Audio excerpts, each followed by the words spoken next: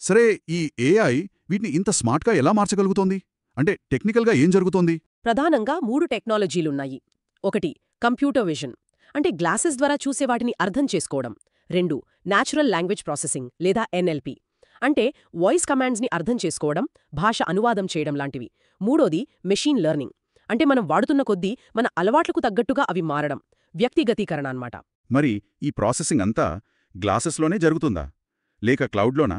దీనివల్ల వేగం, ప్రైవసీ లాంటి వాటిపై ప్రభావం ఎలా ఉంటుంది? రెండూ జరుగుతాయి. కొన్ని పనులు, అంటే వేగం, గోప్యత ముఖ్యమైనవి డివైస్లోనే జరుగుతాయి. ఆన్ డివైస్ ప్రాసెసింగ్ అంటారు. మరికొన్ని సంక్లిష్టమైన పనులకు ఎక్కువ కంప్యూటింగ్ పవర్ అవసరమైనప్పుడు క్లౌడ్ సహాయం తీసుకుంటాయి. రేబాన్, మెటా లాంటివి ఈ హైబ్రిడ్ మోడల్ వాడుతున్నాయి. ఓకే. దీనివల్ల మనకు హ్యాండ్స్ ఫ్రీ సౌలభ్యం పెరుగుతుంది. మనమున్న సిచ్యువేషన్ని అవి అర్థం చేసుకుంటాయి. కంటెక్స్ట్ అవేర్నెస్ అంటాం కదా, అది. ఇంకా మనకు తగ్గట్టుగా పనిచేస్తాయి, పర్సనలైజేషన్.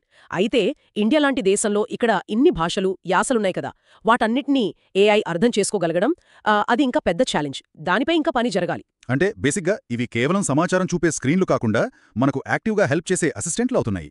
కొన్ని ఉదాహరణలు